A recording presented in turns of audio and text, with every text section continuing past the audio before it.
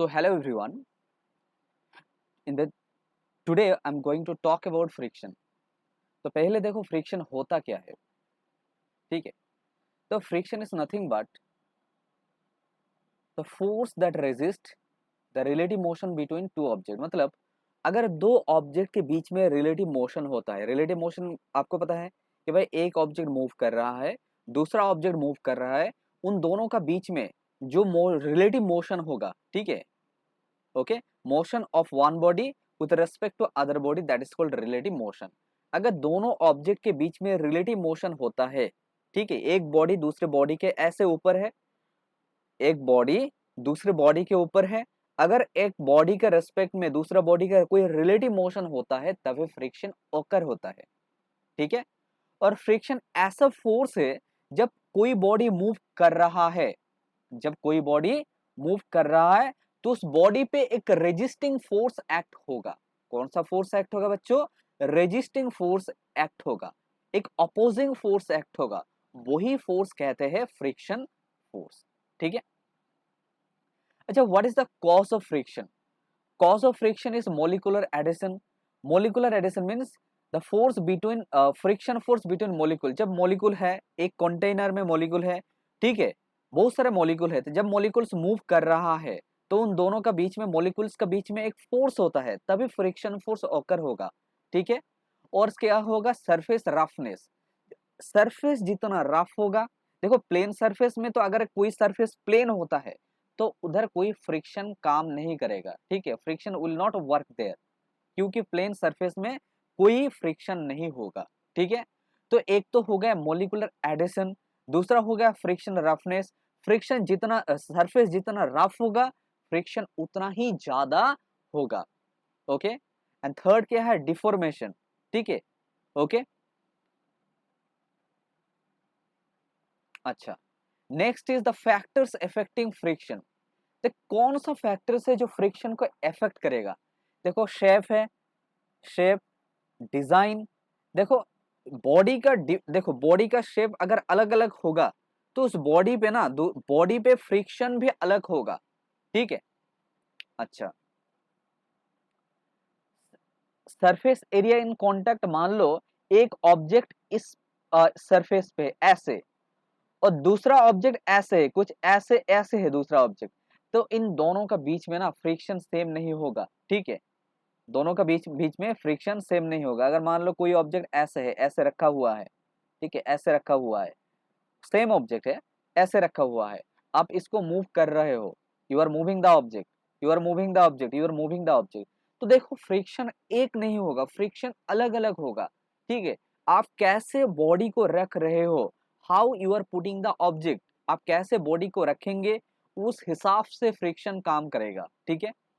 अच्छा, normal force, उन दो ऑब्जेक्ट का ऑब्जेक्ट के ऊपर कितना नॉर्मल फोर्स वर्क हो रहा है, कितना नॉर्मल फोर्स काम कर रहा है, इसके ऊपर भी फ्रिक्शन डिपेंड करेगा। कोएफिशिएंट ऑफ फ्रिक्शन, देखो फ्रिक्शन का कोएफिशिएंट हम लिखते हैं म्यू के, म्यू होता है फ्रिक्शन कोएफिशिएंट। फ्रिक्शन कोएफिशिएंट जितना ज्यादा होगा, ठीक है, इफेक्ट उतना ही ज्यादा करेगा, फ्रिक्शन का वैल्यू उतना ही ज्यादा आएगा, ठीक है, ओके। अच्छा, देखो टाइप्स ऑफ फ्रिक्शन, फ्रिक्शन कितने टाइप्स के होते हैं? देखो there are 4 types of friction, ठीक है। एक तो है स्टैटिक फ्रिक्शन, एक तो है static friction, the object when the object is at rest that is called static friction. जब ऑब्जेक्ट रेस्ट में होगा स्टैटिक फ्रिक्शन होगा। जब ऑब्जेक्ट स्लाइड कर रहा है, कोई ऑब्जेक्ट इस इंक्लाइन प्लेन पे है, तब ऑब्जेक्ट स्लाइड कर रहा है तो उस फ्रिक्शन को हम कहेंगे स्लाइडिंग फ्रिक्शन, ठीक है। रोलिंग फ्रिक्शन, जब ऑब्जेक्ट रोल कर रहा है, ठीक है, ऐसे घूम रहा है, एक एक एक कोई व्हील है, जब रोल हो रहा है तो उसको कहेंगे हम रोलिंग फ्रिक्शन। फ्लूइड फ्रिक्शन, देखो ऐसे कोई सपोज एक रिवर है, रिवर में एक देखो रिवर में वाटर फ्लो हो रहा है, तो देखो वाटर इस पॉइंट पे वाटर का स्पीड ज्यादा होगा, इस पॉइंट पे वाटर का स्पीड थोड़ा कम होगा, इस पॉइंट पे वाटर का स्पीड और कम कम होगा। तो देखो स्पीड तो रिलेटिव, देखो अगर हम मानेंगे कि देखो एक वाटर सरफेस है, ये दूसरा वाटर सरफेस, दूसरा लेयर है, लेयर ऑफ द वाटर, ये तीसरा लेयर है वाटर का, तो देखो हर एक लेयर का डिफरेंट स्पीड है। इस डिफरेंट स्पीड के कारण उन लेयर में एक रिलेटिव स्पीड आ जाएगा। कौन सा स्पीड आएगा? रिलेटिव स्पीड आएगा। मैंने पहले ही बताया था कि अगर दोनों ऑब्जेक्ट पे या दोनों लेयर पे रिलेटिव स्पीड आता है तो उन दोनों लेयर पे या ऑब्जेक्ट पे फ्रिक्शन काम करेगा। ठीक है, ओके।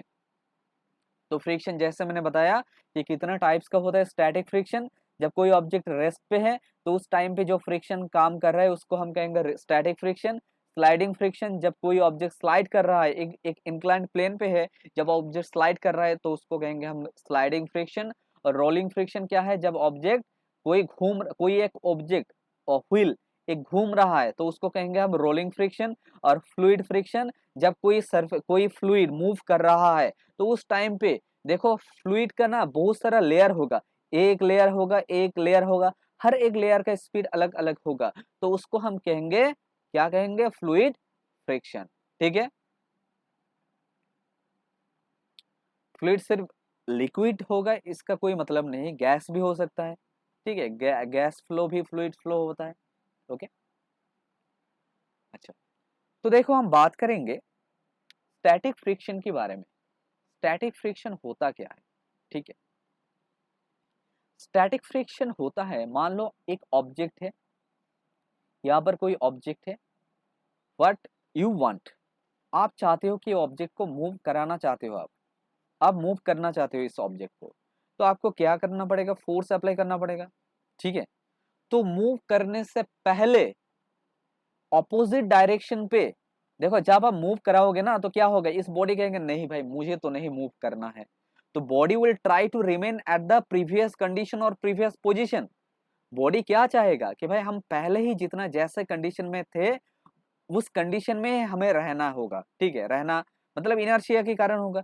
तो बॉडी क्या करेगा? पहले कंडीशन की, पहले जितना जैसा कंडीशन था उस कंडीशन में रहना चाहेगा, क्योंकि बॉडी के ऊपर फोर्स एक्ट हो रहा है। क्यों फोर्स एक्ट हो रहा है?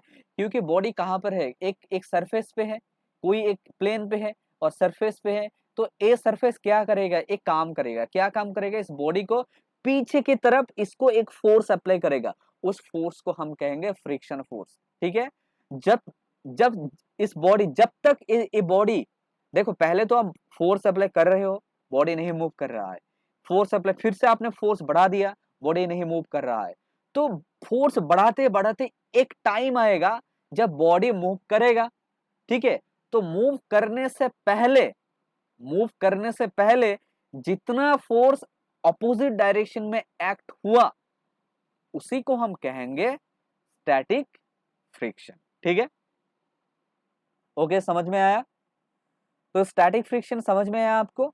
अच्छा, तो देखो स्टैटिक फ्रिक्शन क्या होता है। देखो आप जितना सपोज आपने एक फोर्स अप्लाई किया 1 न्यूटन, बॉडी नहीं मूव किया, तो स्टैटिक फ्रिक्शन कितना होगा? 1 न्यूटन होगा। आपने फिर से फोर्स अप्लाई किया, कितना फोर्स अप्लाई किया? 2 न्यूटन, बॉडी नहीं मूव कर रहा है, तो स्टैटिक फ्रिक्शन कितना है? 2 न्यूटन है।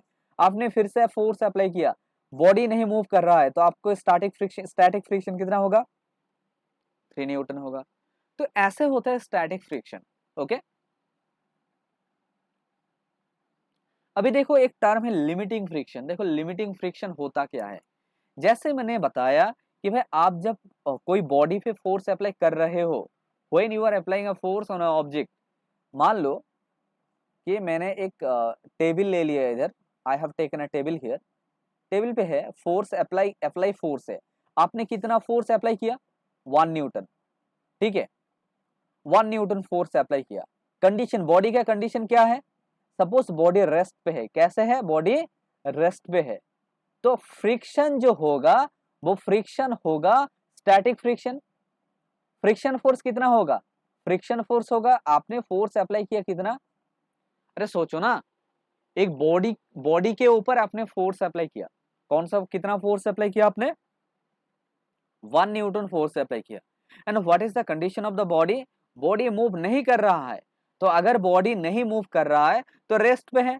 अगर रेस्ट पे, उस टाइम पे जो फ्रिक्शन होगा, फ्रिक्शन ऑपोजिट डायरेक्शन पे होगा, वो भी कितना होगा? 1 न्यूटन होगा। ठीक है, आपने क्या किया? इस बॉडी पे एक फोर्स अप्लाई किया, कितना फोर्स अप्लाई किया? 1 न्यूटन। बॉडी मूव नहीं कर रहा है, क्यों नहीं कर रहा है? क्योंकि ऑपोजिट डायरेक्शन पे बॉडी के ऊपर एक फोर्स एक्ट हो रहा है। कौन ए फोर्स एक्ट कर रहा है? ये जो फ्रिक्शन है ना, ये जो फ्रिक्शन है, ये जो फ्रिक्शन है, फ्रिक्शन क्यों काम कर रहा है? क्योंकि ये जो ऑब्जेक्ट है, ऑब्जेक्ट किसी के ऊपर है, किसके ऊपर है ऑब्जेक्ट? कोई प्लेन के ऊपर है। तो तब क्या हो रहा है, आप जब बॉडी के ऊपर 1 न्यूटन फोर्स अप्लाई कर रहे हो, उस टाइम पे ऑपोजिट डायरेक्शन में भी एक फोर्स एक्ट हो रहा है, वो भी कितना है? 1 न्यूटन है। ठीक है, तो इस कंडीशन अगर रेस्ट पे होता है, आपने फोर्स कितना है अप्लाई किया? 1 न्यूटन।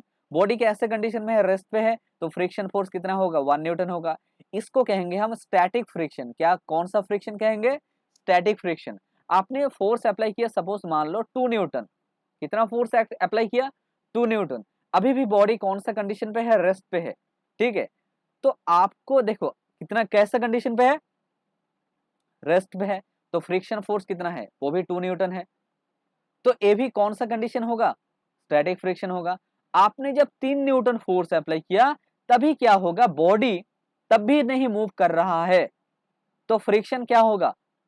वो भी 3 न्यूटन होगा। और ए भी कौन सा फ्रिक्शन होगा? ए भी स्टैटिक होगा।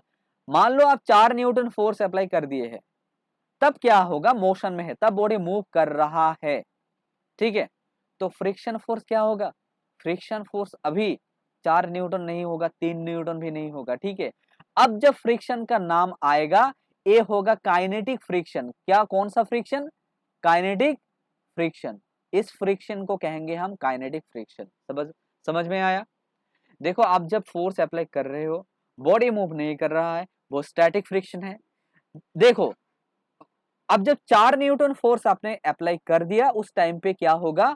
बॉडी मूव कर रहा है। उस टाइम पे पीछे की तरफ जो फोर्स एक्ट होगा, उस फ्रिक्शन फोर्स को हम कहेंगे काइनेटिक फ्रिक्शन।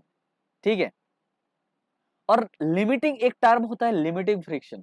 लिमिटिंग फ्रिक्शन क्या होता है? देखो, आपने कितना फोर्स एक्ट किया, मान लो आपने जो फोर्स एक्ट किया, मैक्सिमम फोर्स कितना एक्ट किया था? 3 न्यूटन, जब बॉडी मूव नहीं कर रहा था। आपने कितना फोर्स एक्ट किया था? 3 न्यूटन फोर्स अप्लाई किया था, जब बॉडी मूव नहीं कर रहा था।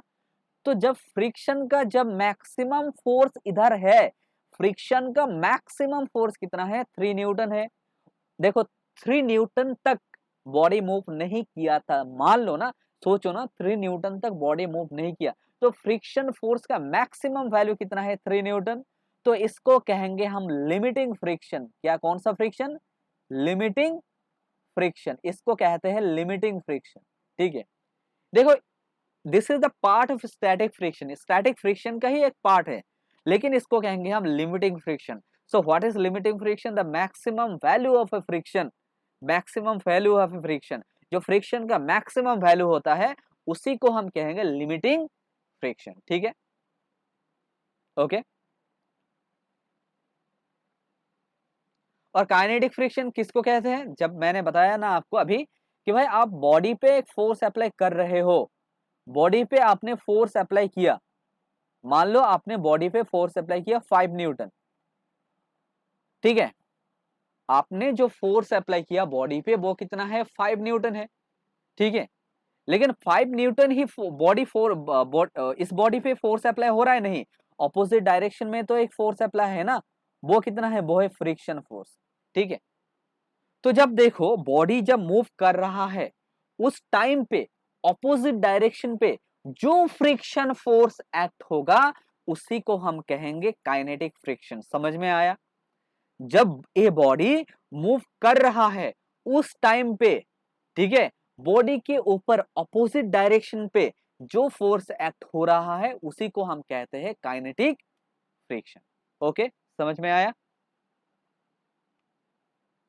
अब देखो, कोएफिशिएंट ऑफ फ्रिक्शन क्या होते हैं। देखो, अभी आपको अगर मैं बताता हूं, जो मैंने आपको बताया कि फ्रिक्शन फ्रिक्शन को हम कैसे लिखेंगे। फ्रिक्शन, देखो, एक बॉडी है, बॉडी का सपोज मान लो इसका मास कितना है? m है। ठीक है, तो एक सरफेस पे है बॉडी, तो डाउनवर्ड डायरेक्शन पे जो फोर्स एक्ट हो रहा है वो कितना है? mg है। और अपवर्ड डायरेक्शन पे जो फोर्स है वो कितना है? n है। सही ना? जो डाउनवर्ड डायरेक्शन पे जो फोर्स है वो कितना है? mg है। और अपवर्ड डायरेक्शन पे जो फोर्स है वो कितना है? n है। तो ये जो वेट, बॉडी का वेट जितना ज्यादा होगा, बॉडी का वेट जितना ज्यादा होगा, तो वो क्या सरफेस के साथ चिपका रहेगा, सही ना। जितना वेट ज्यादा होगा सबके सरफेस के साथ चिपके रहने का कोशिश करेगा। तो क्या कह सकते हैं हम कि जो फ्रिक्शन फोर्स है ये डायरेक्टली प्रोपोर्शनल टू mg के साथ बराबर होगा। किसके साथ बराबर होगा? mg के साथ, क्योंकि बॉडी का वेट जितना ज्यादा होगा फ्रिक्शन फोर्स उतना ज्यादा होगा। तो फ्रिक्शन फोर्स को हम कहेंगे, इस कांस्टेंट को, इस प्रोपोर्शनल साइन को हटाने से एक कांस्टेंट आएगा, इस कांस्टेंट को कहेंगे हम म्यू इनटू क्या कहेंगे हम, mg। ठीक है। और हमें पता है कि भाई देखो ये तो n कितना होगा, n इक्वल्स टू कितना होता है mg। ऊपर की तरफ फोर्स एक्ट हो रहा है नॉर्मल रिएक्शन फोर्स, और नीचे की तरफ जो फोर्स एक्ट हो रहा है वो है mg। तो n minus mg equals to कितना है, 0 है। इसका मतलब n इक्वल्स टू कितना है, mg। तो mg कितना होगा, n। तो फ्रिक्शन का जो फोर्स का, फ्रिक्शन फोर्स का जो इक्वेशन होगा वो F इक्वल्स टू कितना होगा, म्यू n। ओके, समझ में आया। तो फ्रिक्शन फोर्स का जो इक्वेशन होगा वो कितना होगा, F r इक्वल्स टू कितना होगा, म्यू इंटू n। ओके, समझ में आया। म्यू होता है फ्रिक्शन कोएफिशिएंट। ये म्यू क्या है, ये म्यू है फ्रिक्शन कोएफिशिएंट। म्यू क्या है, फ्रिक्शन कोएफिशिएंट। म्यू होता है फ्रिक्शन कोएफिशिएंट। ओके, समझ में आया। अच्छा, अभी देखो एक ग्राफ है, एक ग्राफ है between applied force and friction force. देखो देखो ग्राफ क्या है। देखो मैंने जैसे बताया था कि भाई आपने 1 न्यूटन फोर्स अप्लाई किया तो पीछे की तरफ भी जो फ्रिक्शन फोर्स एक्ट होगा वो भी कितना होगा, 1 न्यूटन। अगर बॉडी रेस्ट पे है, आपने 2 न्यूटन अप्लाई फोर्स अप्लाई किया और फिर भी बॉडी रेस्ट पे है, तो बॉडी के ऊपर ऑपोजिट डायरेक्शन में फोर्स कितना होगा, एक्ट होगा, 2 न्यूटन है। आपने फोर्स अप्लाई किया, कितना फोर्स अप्लाई किया, 3 न्यूटन, और फिर से बॉडी कौन सा कंडीशन पे है, रेस्ट पे है, तो फ्रिक्शन फोर्स भी कितना है, 3 न्यूटन है। ठीक है। तो क्या कह सकते हैं हम कि भाई हमने जितना अप्लाइड फोर्स इंक्रीज किया फ्रिक्शन फोर्स भी इंक्रीज हो रहा है। ठीक है। अभी मान लो आपने कितना फोर्स एक्ट किया, 4 न्यूटन। अब बॉडी मूव कर रहा है, बॉडी मूव कर रहा है, तो फ्रिक्शन फोर्स जो पहले 3 न्यूटन था अब 3 न्यूटन नहीं होगा। जब बॉडी मूव कर रहा होता तब क्या होता है कि फ्रिक्शन फोर्स थोड़ा घट जाएगा, क्योंकि अभी तो देखो अब जब बॉडी मूव कर रहा है ना तो फ्रिक्शन फोर्स घट जाएगा। तो पहले कितना था, फ्रिक्शन फोर्स 3 न्यूटन, अभी बॉडी के ऊपर 3 न्यूटन फ्रिक्शन फोर्स नहीं होगा, तो थोड़ा कम हो जाएगा। तो इसलिए देखो देखो ग्राफ, जैसे मैंने बताया कि जैसे मैंने बताया कि हम देखो फोर्स अप्लाई कर रहे हैं, तो जब बॉडी रेस्ट पे था तो फ्रिक्शन फोर्स भी बढ़ रहा है, बढ़ रहा है, बढ़ रहा है। तो इस पॉइंट तक ये है स्टैटिक फ्रिक्शन, इस पॉइंट तक ये है स्टैटिक फ्रिक्शन, स्टैटिक फ्रिक्शन। इस पॉइंट तक आपने फोर्स अप्लाई किया, आपने फोर्स अप्लाई किया, आपने फोर्स अप्लाई किया, फ्रिक्शन फोर्स भी बढ़ रहा है, तो यही तो होगा स्टैटिक फ्रिक्शन। लेकिन जब बॉडी मूव कर रहा है तो फ्रिक्शन फोर्स थोड़ा घट जाएगा। तो ये जो पॉइंट होगा, ये जो ग्राफ का ये पॉइंट होगा, ये है काइनेटिक फ्रिक्शन, काइनेटिक फ्रिक्शन। इस टाइम पे फ्रिक्शन का कोई कोई इंक्रीज नहीं होगा।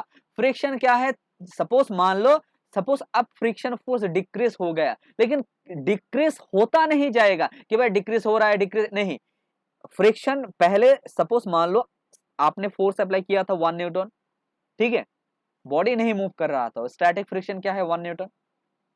आपने 2 न्यूटन फोर्स अप्लाई किया, स्टैटिक फ्रिक्शन कितना है, 4, बॉडी नहीं मूव कर रहा था, इसका मतलब स्टैटिक फ्रिक्शन कितना है, 2 न्यूटन। आपने 3 न्यूटन फोर्स अप्लाई किया, बॉडी नहीं मूव कर रहा था, तो स्टैटिक फ्रिक्शन भी कितना होगा, 3 न्यूटन। आपने 4 न्यूटन फोर्स अप्लाई किया और बॉडी फिर से नहीं, बॉडी अब मूव कर रहा है, तो अब जो फ्रिक्शन पहले फ्रिक्शन था वो घट जाएगा। घट जाके मान लो अभी फ्रिक्शन का वैल्यू है मान लो 2.5, तो ये ऐसा नहीं कि घटते जाएगा घटते जाएगा घटते जाएगा, नहीं ऐसा नहीं होगा, ये 2.5 में आके फिक्स्ड हो जाएगा। तो काइनेटिक फ्रिक्शन जब होता है, जब बॉडी मूव कर रहा होता, तो फ्रिक्शन का एक कांस्टेंट, फ्रिक्शन फोर्स का एक कांस्टेंट वैल्यू रहता है। कैसा वैल्यू रहता है, कांस्टेंट वैल्यू।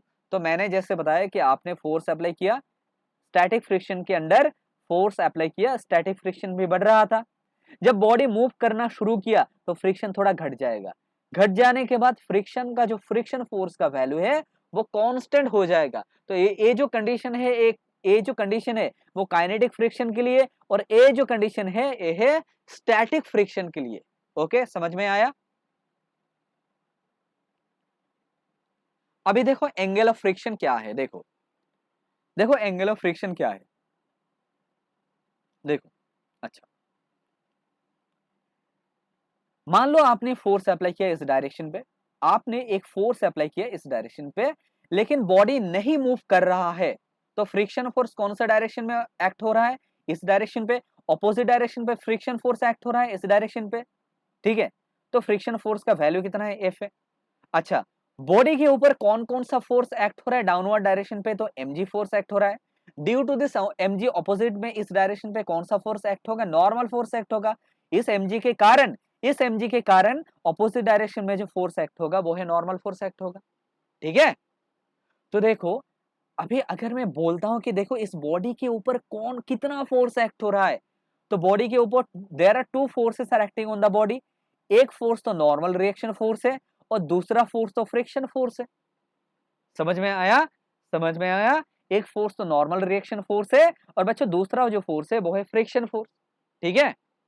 अच्छा, हमें जो सॉल्व करना है, हमें पता देखो हमें सॉल्व करना है कि एंगल ऑफ फ्रिक्शन क्या है।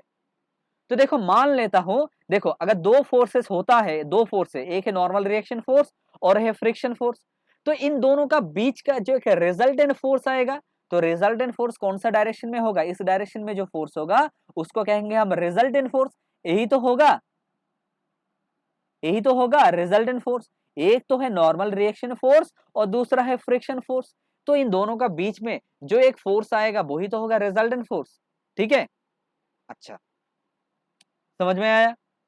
देखो अभी देखो, बॉडी का मास तो फिक्स्ड है, तो मास फिक्स्ड है तो नॉर्मल रिएक्शन फोर्स तो चेंज नहीं होगा। अच्छा, मान लो ये जो एंगल है लैम्डा है, कौन सा एंगल है? लैम्डा। लैम्डा क्या है? लैम्डा है the angle between normal reaction force and the resultant force, ठीक है। अच्छा, अभी देखो, अगर ए फ्रिक्शन फोर्स एफ होता है, अगर ए फ्रिक्शन फोर्स एफ होता है, तो इस डायरेक्शन पे ए वाला जो ए वाला इस डायरेक्शन पे ए भी तो फ्रिक्शन फोर्स होगा, ठीक है। ये तो इक्वल फैक्टर होगा ना। अगर ए फ्रिक्शन फोर्स होता है तो ए भी फ्रिक्शन फोर्स होगा, अगर ए नॉर्मल फोर्स होता है तो ए भी तो नॉर्मल फोर्स होगा। समझ में आया? मैंने क्या किया, एक पैरेललोग्राम ड्रॉ किया, ठीक है। अभी देखो ये जो एंगल है, ये जो एंगल है, ठीक है, किसके ऊपर डिपेंड करेगा? देखो फ्रिक्शन फोर्स जितना बढ़ेगा, फ्रिक्शन फोर्स जितना बढ़ेगा, ये तो एंगल उतना ही चेंज होगा। तो कौन सा एंगल हमें लेना है? ए वाला एंगल और ए वाला एंगल, वन और टू? नहीं, हमें वन लेना है। क्यों हमें वन लेना है? क्योंकि देखो वन जो है वो डिपेंड कर रहा है फ्रिक्शन फोर्स के ऊपर। फ्रिक्शन फोर्स जितना बढ़ेगा, फ्रिक्शन फोर्स जितना बढ़ेगा, एंगल भी उतना चेंज होगा। समझ में आया? तो हमें पता है, हाँ, अगर हम अगर हम ए जो एंगल है इसको लैम्डा कहते हैं, तो टेन लैम्डा कितना होगा? टेन लैम्डा कितना होगा? वो होता है परपेंडिकुलर, मतलब परपेंडिकुलर में कितना है? Friction force.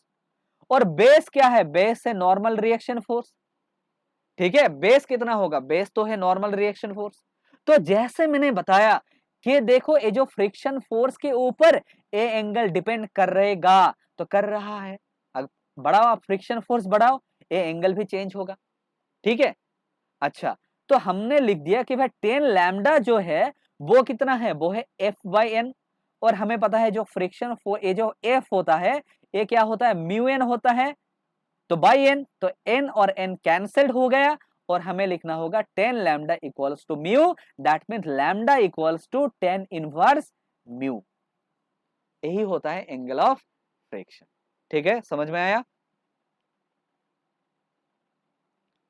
अच्छा देखो, angle of repose, angle of repose क्या होता है? मान लो आपका सेलफोन है, क्या है आए? आपका सेलफोन है। आपका सेलफोन कहां पर रखा हुआ है? आपने एक टेबल पे रख दिया। जैसे माना बताओ कि मैंने इस पेन को इधर रख दिया, तो देखो पहले तो पेन रेस्ट पे है, अगर मैंने इस एंगल को बढ़ा दिया, if I increase the angle, तो क्या होगा, एक टाइम आएगा जब ये पेन गिर जाएगा। तो जब जिस टाइम पे देखो, जब मैक्सिमम एंगल होता है, कोई प्लेन है, उस प्लेन का जब मैक्सिमम एंगल होता है, जिस कारण ऑब्जेक्ट नहीं स्लाइड कर रहा है, उस एंगल को हम कहेंगे एंगल ऑफ रिपोज। तो एंगल ऑफ रिपोज क्या होता है कि मान लो एक बॉडी है, कोई बॉडी है, ये बॉडी एक इंक्लाइन प्लेन पे है, तो आपने क्या किया, अगर आपने इस एंगल को बढ़ा दिया, धीरे धीरे आप एंगल को बढ़ा रहे हो, you are increasing the angle. So what will happen if you increase the angle, आपने जब एंगल इंक्रीज कर रहे हो, तो एक टाइम आएगा जब एक बॉडी जो है ना गिर जाएगा। तो गिरने से पहले जो मैक्सिमम एंगल था, उसी एंगल को हम कहेंगे एंगल ऑफ रिपोज। तो मान लो जो एंगल ऑफ रिपोज है, जो मैक्सिमम एंगल है जिस टाइम पे बॉडी नहीं गिर रहा था, वो कितना था, वो है अल्फा। तो बॉडी इस पॉइंट पे है, देखो बॉडी जो है ना इस पॉइंट पे है, तो बॉडी के ऊपर कितना फोर्स एक्ट हो रहा है, देखो डाउनवर्ड डायरेक्शन पे जो बॉडी पे जो फोर्स एक्ट हो रहा है वो है mg, और बॉडी के ऊपर इस डायरेक्शन पे जो फोर्स एक्ट हो रहा है वो कितना है, नॉर्मल रिएक्शन फोर्स। जैसे मैंने बताया, ए अगर एंगल अल्फा होता है तो ये तो 90 डिग्री है, और ए वाला एंगल कितना होगा, 90 माइनस अल्फा। अगर ये 90 माइनस अल्फा होता है तो ये तो अल्फा होगा। तो देखो mg का जो कंपोनेंट होगा, mg का कंपोनेंट कौन कौन सा कंपोनेंट होगा, इस डायरेक्शन पे जो mg का कंपोनेंट होता है वो होता है mg cos अल्फा, ठीक है। और इस डायरेक्शन पे जो mg का कंपोनेंट होता है वो कितना होता है, mg sin अल्फा, ठीक है। अभी देखो ऑपोजिट, इस बॉडी का ऑपोजिट डायरेक्शन में भी तो एक फोर्स एक्ट होता है, वो कौन सा फोर्स एक्ट होता है, वो तो फ्रिक्शन फोर्स एक्ट होता है। अगर सोचो, एक बॉडी है, ये बॉडी इस इंक्लाइन प्लेन पे है, तो कितना फोर्स एक्ट हो रहा है इस डायरेक्शन में, नॉर्मल रिएक्शन फोर्स। इस डायरेक्शन पे कितना फोर्स एक्ट हो रहा है, वो है mg। ए वाला अगर एंगल अल्फा होता है तो ए वाला एंगल भी तो अल्फा होगा ना, तो mg का इस डायरेक्शन में कंपोनेंट कितना होगा, mg cos अल्फा। और mg का इस डायरेक्शन पे देखो, mg का इस डायरेक्शन पे कंपोनेंट हो गया mg cos अल्फा, और इस डायरेक्शन पे mg का कंपोनेंट कितना हो गया, देखो mg sin अल्फा। और देखो ऑब्जेक्ट का ऑपोजिट डायरेक्शन में भी तो फोर्स एक्ट हो रहा है ना, वो फोर्स कितना है, फ्रिक्शन फोर्स। तो हम क्या लिखेंगे, हमें लिखना पड़ेगा mg sin alpha equals to कितना, फ्रिक्शन फोर्स, और mg cos alpha equals to कितना, नॉर्मल रिएक्शन फोर्स, क्योंकि बॉडी रेस्ट पे है। अगर रेस्ट पे है तो फोर्स तो कितना होगा, फोर्स तो बैलेंस हो जाएगा। mg cos अल्फा किसके साथ बैलेंस होगा, वो नॉर्मल रिएक्शन के साथ बैलेंस होगा। और जो फ्रिक्शन फोर्स है ये किसके साथ बैलेंस होगा, वो तो बैलेंस होगा mg sin अल्फा के साथ, ठीक है। तो ए मान लो इक्वेशन नंबर 1 है, ए वाला मान लो इक्वेशन नंबर 2 है। अब डिवाइड कर दो इक्वेशन नंबर 1 के साथ 2 को, तो क्या होगा, mg sin alpha by mg cos alpha, ये तो हो जाएगा tan alpha. tan alpha equals to कितना होगा, f बाई एन, ठीक है। समझ में आया, समझ में आया। और हमें पता है कि भाई f कितना होता है, f का वैल्यू कितना होता है बताओ, जो f का वैल्यू है वो कितना है, वो होता है म्यू एन होता है। f इक्वल्स टू कितना होता है, म्यू एन है, तो म्यू एन बाई कितना है, n है, तो n n कैंसिल हो गया। इसका मतलब tan अल्फा इक्वल्स टू कितना हो गया, म्यू। दैट मीन्स अल्फा आपको मिल गया tan इनवर्स म्यू। यही होता है एंगल ऑफ रिपोज। कैसे आपको सॉल्व करना है, अगर कोई क्वेश्चन पे म्यू का वैल्यू दिया हुआ है तो आपको पता चल जाएगा कि भाई म्यू अगर दिया होता है तो उस टाइम पे ऑब्जेक्ट कितना मैक्सिमम एंगल पर रह सकता है, वही होता है कितना, एंगल ऑफ रिपोज। ओके, समझ में आया आपको।